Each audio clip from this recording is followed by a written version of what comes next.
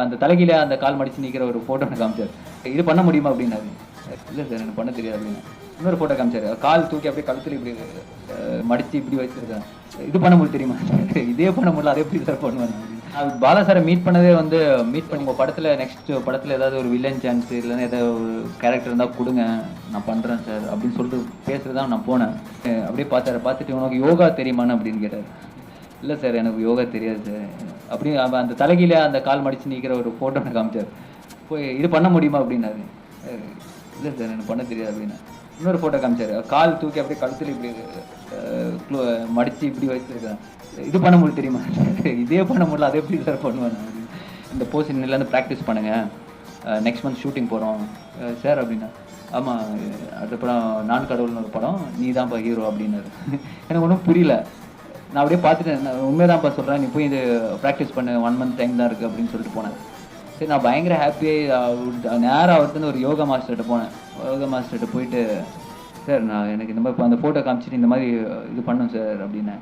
ஓகேப்பா நாளைக்கு காலையிலேருந்து கிளாஸ் ஆரம்பிச்சிடலாம் அப்படின்னு சொல்லிட்டு காலைல 5 o'clock அவர் வீட்டுக்கு போனேன்.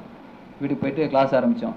கிளாஸ் ஆரம்பித்தோன்னா அவர் ப்ரீத்திங்கில் அப்படி எல்லாம் ஆரம்பித்தார். போயிட்டே இருந்தது 1 hour ஆச்சு. அப்புறம் இப்படின்னாரு அப்படின்னு சார் இந்த போஸு பண்ணுமே சார் அப்படின்னா.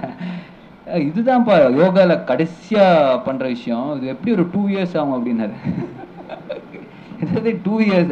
சரி சார் நாளைக்கு கிளாஸ் வர சொல்லிட்டு கிளம்பி போயிட்டேன். இது இப்படி பண்ணால் வேலையாகுன்னு சொல்லிட்டு நேராக வீட்டுக்கு போயிட்டு அந்த பெட்டு கீழே போட்டு செவத்துக்கு மேலே கால் வச்சு அப்படியே ப்ராக்டிஸ் பண்ணி ஆரம்பித்தேன்.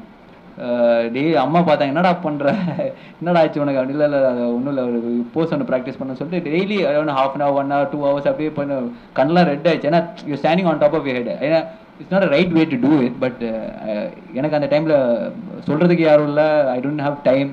இது ஒரு வேளை இது பண்ணாமல் விட்டேன்னா அவர் அப்புறம் படத்தில் இருப்பாம இல்லையான்னு தெரியாது. ஸோ அந்த மாதிரி டென்ஷன்லலாம் so I started doing it. So பண்ணி ஒரு கரெக்டாக ஷூட்டிங் வந்து நேராக காசி கூட்டிகிட்டு போயிட்டார். ஃபஸ்ட்டு காசி கூட்டிகிட்டு போயிட்டு அந்த ஷார்ட்டு தான் எடுத்தாங்க.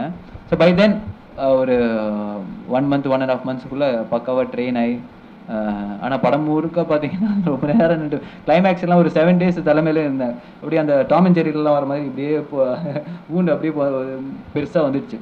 So but it was an experience. ஏன்னா பாலா சார் பார்த்தீங்கன்னா இட்ஸ் லைக் அன் இன்ஸ்டியூஷன். நீங்கள் போனீங்கன்னா you can learn everything about acting, direction, everything you can learn everything. ஏன்னா it's very calm, very meticulous, very professional, very என்ன சொல்கிறது, ஒவ்வொரு விஷயங்கள் நான் பேக்ரவுண்டில் எங்கேயோ நிற்கிற ஆர்டிஸ்ட்டுக்கெலாம் கூப்பிட்டு ரியாக்ஷன் சொல்லுவார்.